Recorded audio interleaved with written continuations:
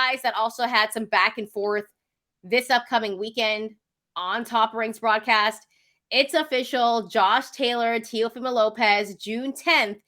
And it's going to be at the Hulu Theater? The Hulu Theater at Madison Square Garden, or as I still call it, the MSG Theater, as do most people, because, no disrespect to Hulu, because, we love Hulu.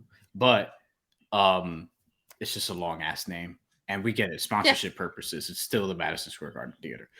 Yo, man, we might want to be with Hulu one day, so I'm going to call it the Hulu Theater. yeah, that's valid. Look, right? I was watching Abbott Elementary this weekend, you know what I mean, on Hulu. I love Abbott Elementary. Okay, we got to talk about that because I have some thoughts. Yeah. I just started it, though. I'm like 7 episodes in. It's so funny, dude. It's my favorite show, but go really? on. Oh, shit. Okay. It's hilarious. Right. We have 2 totally different favorite shows. Mine is Narcos, but that's another story for another day. No, like, it's my favorite show right now to watch. Okay. My favorite show of all time is probably a tie between The Wire, Breaking Bad, and Sopranos. Oh, okay. So you're okay. But that's like kind of like an easy, like, like a lot of people would have that's like saying Jay-Z's your favorite rapper ever. Like, man. But he's not. He's not. Right. Though. Anyway, but yeah. Let's see, this is the show we actually want to do. But anyway, no, I'm kidding. Look, I'm very excited for this fight. Josh Taylor versus Teofimo Lopez. It's going to be for the WBO World Championship at 140 pounds super lightweight, which Josh Taylor has had for a long time. He has not fought since air quotes beating Jack Catterall. Because a lot of people thought Jack Catterall could have won that. Jack Catterall won that fight. Okay. Sharon. It was in Josh Taylor's backyard. That was a robbery. And they didn't even get that rematch. Josh Taylor also had to vacate his titles. Remember, keep in mind that he was undisputed. That was February 26th of 2022, not 2023. And if you look at Josh Taylor's resume, otherwise, outside of like the World Boxing Super Series, where he had to fight some serious competition, and then air quotes again, beat Regis Prograis at the end, which I thought it was a draw. Yo, he did beat a lot of people. Jose Ramirez in a fight where I thought Jose Ramirez didn't look like himself. Yeah, look, that's his best win, is the Jose Ramirez fight, right? And look, Regis Prograis said for Jose Ramirez looked like shit against Richard Coleman, but that's not the story for another day. The point of it is Josh Taylor, 2 of his main 3 wins. I'm just gonna let that phone ring. I ain't picking that shit up. 2 of his main 3 wins, you have questions about. And I think that as it pertains to this fight in particular, Teofimo Lopez has a lot of questions about him because he just, air quotes again, Shantelle, beat Sandor Martin in his last fight, in a fight that some people think should have been a draw, or Sandor Martin beat, and he actually was knocked down for the first time in his pro career, Teofimo Lopez was.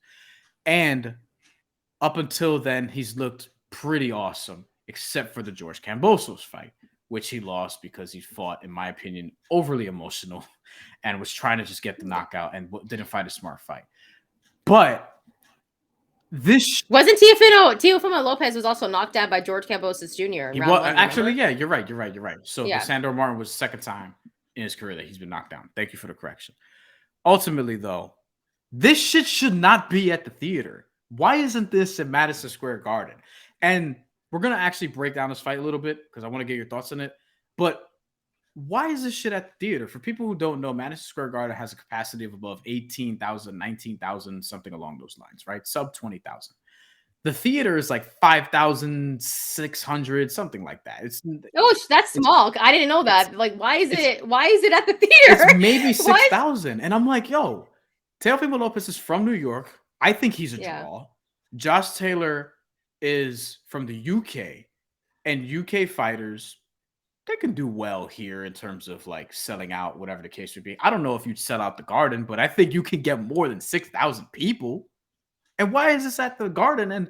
And why isn't this at the Garden? And these guys also, they lent voice to that. Like, they said it on the broadcast. They were like, this should be in the big house, and it's not. Depending on who's on the card as well, Xander Zayas, is he going to be on the card? He better be. That's the day before the Puerto Rican Day Parade. He fucking better be. Which is one of the biggest days in New York to have the boxing match ahead of time in New York.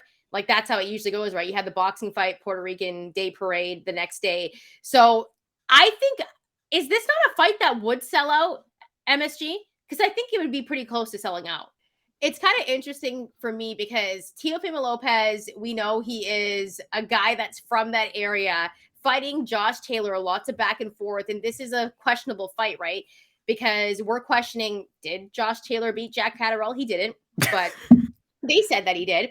And then Teofimo Lopez, I'm a big Teofimo Lopez fan, and I think he lost that fight against Sandor Martin. Really? I think I had him winning 95-94. Really, I had him winning by a point. that's how close it was, though, where I would have been okay with it being a draw.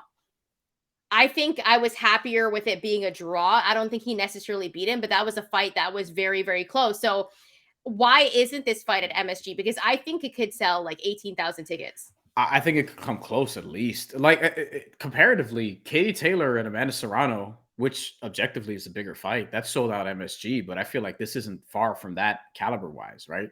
I would say it's on the same level. I know that one was a little bit different because it's Katie Taylor, Amanda Serrano, but still. But Teofimo Lopez is legit. Like, he still has cachet. He's not somebody who passes prime. He's just like, you have questions. He's a young guy. Yeah. You just have questions and, about like, is he going to be there mentally and things of that nature? And then Sandor Martin had a good enough performance to where some people like Shantelle believe he won, and some people like myself think that it was a point away. And honestly, if you told me, hey, Regis Prograis is going to defend his title against Sandor Martin, who's one of the top contenders according to the WBC at 140. Fight. And if he did that right now, even after a loss, I would be like, yeah, that makes sense. That's actually something that makes sense. So I think with this fight, it should be at the Garden. But in terms of breaking it down stylistically, right? Let's do this briefly, which we're going to get into more as we lead up to it. I'm hoping to be at this fight. Potentially, we'll just leave it there for now. And I think with this fight, though, it's interesting because Josh Taylor is a southpaw who kind of fights like a bully, kind of tries to use it in the way Sebastian Fundora does, but I think he's better at it, where he tries to use his size and brawl on the inside. He knows how to use his distance. He knows how to use his distance. We saw that against Jose Ramirez. Yeah, and this is something he was trying to do against Regis Prograis, and then there were a lot of exchanges on the inside in that fight. The World Boxing Super Series, a fight that I want to rewatch, by the way, see if I score it the same way, a draw. And I think that's going to be interesting for Teofimo Lopez to have to deal with, because this is not going to be somebody like Sandor Martin, where Sandor Martin was trying to counter, was moving away, was giving him. He's one of those guys who's a classic tough guy to look good against, right? And he can also beat you when you're off your game, which he almost did. Teofimo Lopez is going to have to deal with somebody who's bigger naturally, who's going to try to bully him on the inside.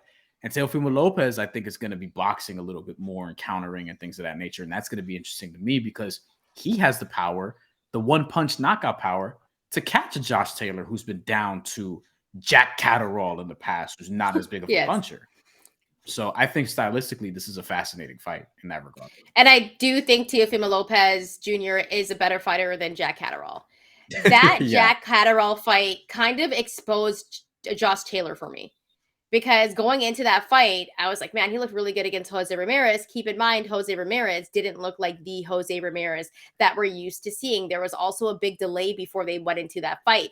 Josh Taylor hasn't fought since the Catterall fight, right? So I'm also thinking, is there going to be a little bit of rust for Josh Taylor heading into this fight? Because we've seen Teofimo Lopez fight recently, and sure, it wasn't that great of a performance, but at the same time, Teofimo Lopez, when I'm seeing him talk about this fight, it seems like he's locked in again.